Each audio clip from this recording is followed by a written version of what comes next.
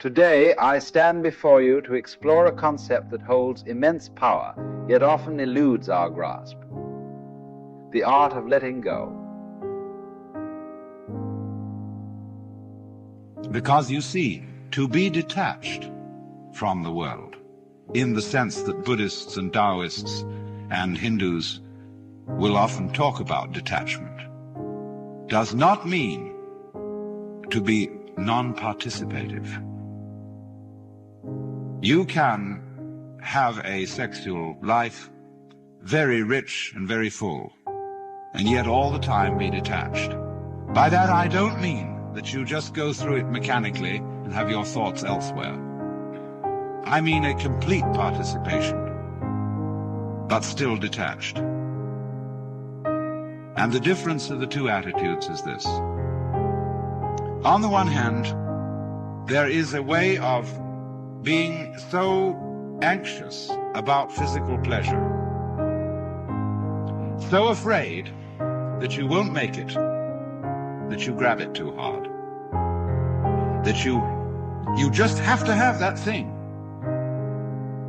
And if you do that, you destroy it completely. And therefore, after every attempt to get it, you feel disappointed. You feel empty, you feel something was lost.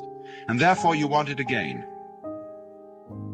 You have to keep repeating, because you never really got there. And it's this that is the hang-up. This is what is meant by attachment to this world, in an evil sense. But on the other hand, pleasure in its fullness cannot be experienced when one is grasping it. I knew a little girl to whom someone gave a bunny rabbit. She was so delighted with the bunny rabbit and so afraid of losing it that taking it home in the car, she squeezed it to death with love. And lots of parents do that to their children, and lots of spouses do it to each other. They hold on too hard, and so take the life out of this transient, beautifully fragile thing that life is. To have it, to have life, and to have its pleasure, you must at the same time let go of it. And then you can feel perfectly free to have that pleasure in the most gutsy, rollicking, earthy, lip-licking way. One's whole being taken over by a kind of undulative, convulsive ripple, which is like the very pulse of life itself. This can happen only if you let go. If you are willing to be abandoned. It's funny, that word, abandon. We speak of people who are dissolute as being abandoned, but we can also use abandon as the characteristic of a saint. A great spiritual book by a Jesuit father is called Abandonment to the Divine Providence. There are people like that who just aren't hung up. They are the poor in spirit. That is to say, they spiritually are poor in the sense they don't cling on to any property. They don't carry burdens around. They're free. Well, just that sort of spiritual poverty, that let-go-ness, is quite essential for the enjoyment of any kind of pleasure at all.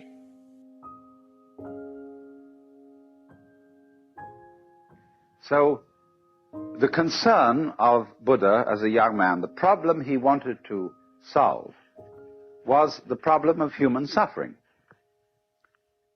And so, he formulated his teaching in a very easy way to remember. All those Buddhist scriptures are full of what you might call mnemonic tricks, numbering things in such a way that they're easy to remember. And so he summed up his teaching in the form of what are called the Four Noble Truths. And the first one, which because it was his main concern, was the truth about dukkha. Dukkha, suffering. The next thing that comes up, the second of the Noble Truths is about the cause of suffering. And this in Sanskrit is called Trishna.